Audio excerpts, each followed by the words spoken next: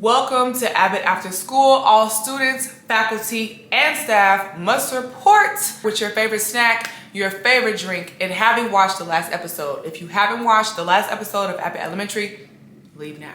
Y'all, it's your girl Des. I'm here, so happy to chit and chat with y'all, and I have my snacks in tow. Before we get into it, today my after school snack is Pringles barbecue. I don't know why the barbecue flavor has been getting me this week. So I got some Pringles and then I got some peppermint tea. It's a little cold. So he is with me, but let me know what y'all snack for the week. And it'll give me some ideas for next video. I want to get into the homework. The homework is our recap from this episode. So I just watched Season 3, Episode 9, Abbott Elementary, and let me tell you the recap. We see that Janine, again, is not only away from the school with this fellowship, but she has been offered a full-time position.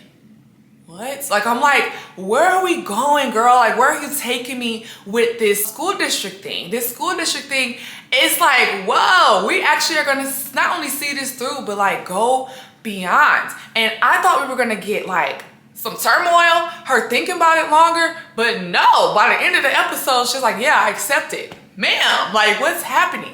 And it actually made me think about, if you've ever watched The Wire, it made me think about that season where we leave the streets of Baltimore and we go to the boats and whatnot, right? And like, you set us up with these characters in such a way where we're following them. Now we're starting to know their cadence. We know who likes who saves the day, who doesn't. The comedic relief is at a certain pace, like everything's paced out. And then you get to this season where it's disrupted. The order is disrupted, and I don't know where we go from here. I don't know how we sew things back up, if that's even the intent. And the more that we go with this season of Abbott, I'm getting those vibes of just like, wow, we're getting introduced to new people. I still don't know if I trust that character that introduced Janine and offered her the fellowship. I don't know if I trust him. Now we have the superintendent, which definitely is Ava coded, even though we've only gotten like 2 scenes with him.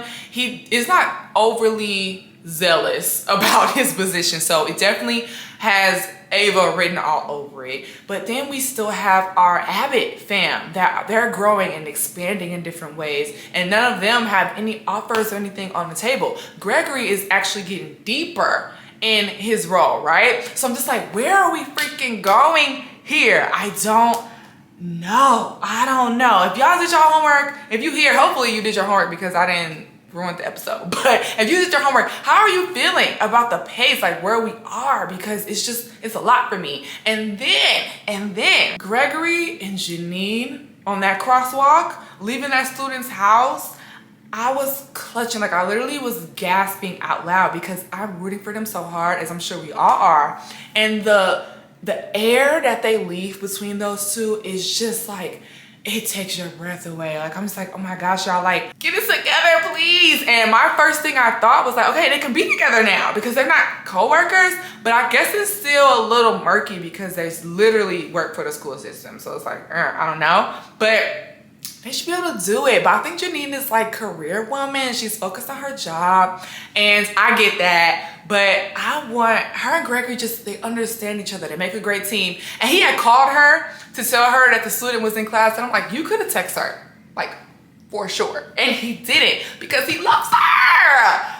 It was a lie. It was a lot for me. So I'm rooting for them. But I also am living for this slow burn. I'm living for it. I think that it really allows us to round them out. I'm starting to really understand their thought process and how much respect they have for each other and their jobs. Like, they're not just willing to shift things around or disrupt stuff for the sake of the plot. Like, they are moving forward with some intention, and they are both very thoughtful. And so it's realistic in the way of how they built the characters out, actually, that they're not just gonna be tonguing each other down at the first chance that they get. And I don't even want that as a viewer, but man, I can't wait until we see them really take it up a notch, if you will. I need it to happen. I don't know how. I'm gonna let Quincy and them handle that, but I need it. Okay, it wouldn't be an after school program without a couple of games. So let's do a this or that. I'll say the this or that and you drop your answer in the chat. You are stuck in a janitor's closet for 3 hours. Stuck in a janitor's closet, 3 hours. Would you rather be stuck in the closet with Jacob or Gregory? Jacob or Gregory?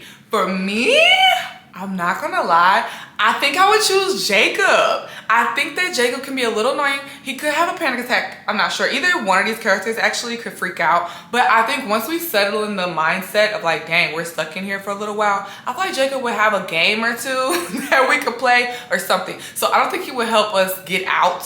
Actually, Gregory would be better to help me try to get out. But I think Jacob would be a better person to pass the time with. And I wouldn't annoy him, which means that after we could like live our lives, I think he would annoy me more than I would annoy him. Next, we saw Janine get a new position. So let's say there was a new principal in the school. Would you rather the new principal be Mr. Johnson or Barbara? Mr. Johnson or Barbara for new principal of Abbott? I'm gonna say Mr. Johnson. I feel like Mr. Johnson will be a little power hungry, but I think he would actually change some things in the school. I think he would appeal to different audiences. He keep his ear to the streets. He keep his boots to the ground. And I think he would actually still tap in on the janitor side too. Not that he would be like mopping anymore maybe, but just like he wouldn't leave any stone unturned. I feel like Barbara is, I don't even know if she would accept the role as principal. I think she maybe would, but she would go back to being a teacher. Like that is her spot, her space, and she loves it. When we go back to that episode with Leslie Odom and we're talking about charter schools, she taught him and she's still there teaching the same grade even, right? She hasn't left school, she hasn't changed grades. Like she's on this path and we've seen her resist change. So I think if we had a new principal, Mr. Johnson all day, like it would be some field days. Imagine field day with Mr. Johnson, it would be lit. Now rank your favorite character from this episode. And the ranking could be based off whatever criteria you want. For me, I'm gonna have to put Janine at the top. And I think because I was not expecting Janine to accept this full-time position at all. And not even just because I want her to stay at Abbott or I was like surprised she was staying at Abbott. I just really did not think that she saw herself as being able to handle it or that she'd be able to rip herself apart from the students, especially after this episode of the student missing school because they missed her. I thought they was gonna snap her right back to the classroom. And the fact that we see her walking away, her chin up, bag toted on her shoulder, and she was still moving forward, it's like, okay, wow, like you are really stepping out and you're willing to go away from these people that you built relationships with, your students you built relationships with. And we've seen her come into her own as a teacher. She has her own methods to how she shows up for her students every day. For her to leave that, there are things with the district she's still trying to figure out. She hasn't gotten even full respect. We haven't even seen her interact with all her coworkers at the district, but that's not deterring her at all. And I think that's so admirable. Janine is my star pupil of this episode. So good for you, Janine. Proud of you, girl. If I had to rank a second runner-up, it would have to be Gregory. Gregory really came through for this student that wasn't even in his class and showed up in a way that went above and beyond. Like he didn't just hear something and try to see what was the word and then went back to his normal everyday. He literally is calling a student. The secretary sitting there, he doing her job, and then went to the student's home. Like his breaking protocol. He found out Janine was part of the problem, called Janine in. And so I really think that Gregory was like the number 2 of this episode, but I think we've seen Gregory do that before. If you look at his students that were hanging out in his class, he showed up for them and was given extra even when he didn't really want to. I think that that's why he's not number 1, but I still love it and it was admirable down. And him stuffing his feelings about how he felt about hearing the news about Janine leaving was big for him, but Janine really stepping out and doing something I did not expect her to do. That's why she's the actual star pupil of episode number 9. The reading corner. Not typical reading corners, we reading books, but this reading corner, we reading one of these characters, okay? And Jacob, you're gonna have to come here, babe. Listen, not you was getting on everybody by AI, and then you do the same thing. I do not like a hypocrite. And Jacob, that was you, babe. In the emails, why are we sending emails to everybody every week? Like, I never even knew that was a thing. And that's such a Jacob thing to do, is be writing emails, just be writing them to people. So Jacob, babe, not your brightest moment this episode, but it's okay. We forgive you, we rock with you, and you're an ally. So we'll give you another chance, but this episode was not Jacob's best by far. Extra credit question. Extra credits for this episode. Please answer. Do you think that Janine is actually going to stay at the school district? I don't know, y'all. I really don't know. What's giving me some hesitation is the files. So there was a coworker that brought the paperwork. It's like, oh, you're staying officially. Here's the paperwork. Dropped it in her office. She was like, I need a second. And then he was like, girl, don't we all need a second? And walked out.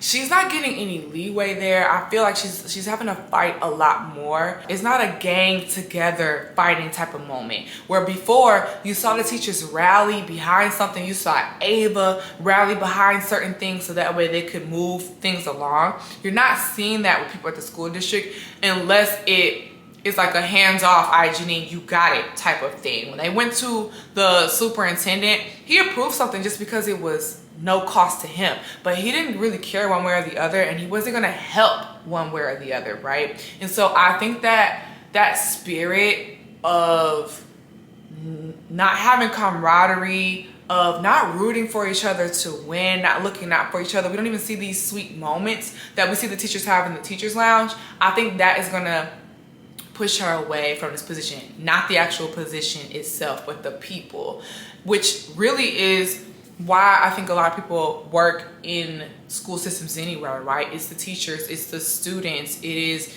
feeling this connection. And I think that her going to this other side, she's fully capable. She has the thought process to do it, and she has the students in mind that she's doing it for. But them not being down with the cause is gonna get my girl up out of the jam. So y'all let me know, extra credit, do you think that Janine is actually going to work at the school district for long? I don't even know if we're making it out of this season with her working there. I was gonna say season 4, but I don't know if we make it to the end of this season with her continuing to work there. We're over the halfway point on this season, so yeah, there's plenty of time for her to do a Uno reverse and not be there anymore. But y'all let me know what y'all think. Well, class, you are dismissed. I hope that you enjoyed Abbott After School, that you had fun and learned something along the way. We'll see you same time, same place next week. Don't be late. See you there.